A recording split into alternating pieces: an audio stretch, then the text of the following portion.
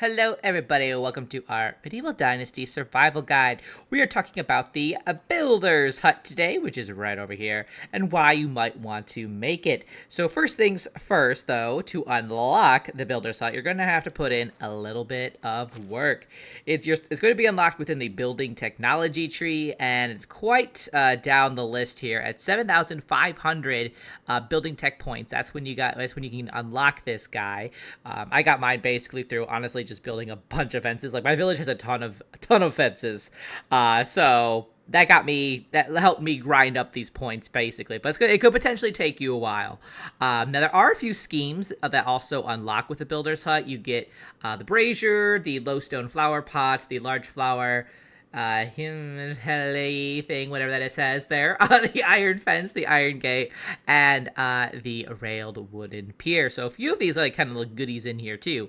But for, the kind of like the main reason why you should build a Builder's Hut is because whoever you assign here, they can go ahead and repair your buildings for you.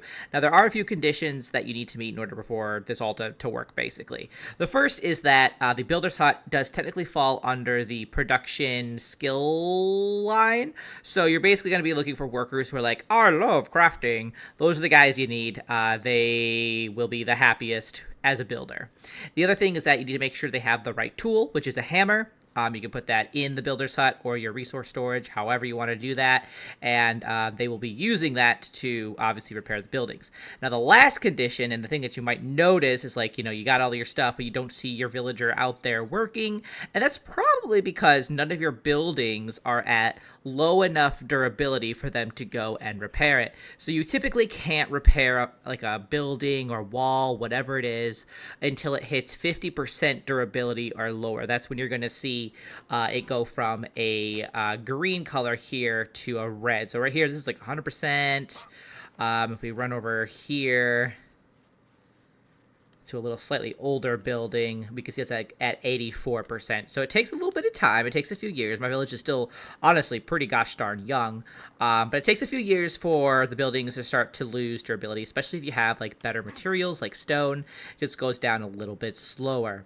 So, but once it hits 50%, whether that be like a roof, any part of the wall, whatever it is, your builder will go out with a little hammer and they will go and repair it. Obviously, I think they do need to have materials, like the resources to repair it. So like if you're out of like wooden logs, for example, they might not be able to repair whatever it is that they're repairing because they need wooden logs to do so. So just make sure that you have plenty of crafting materials in your resource storage for them to use.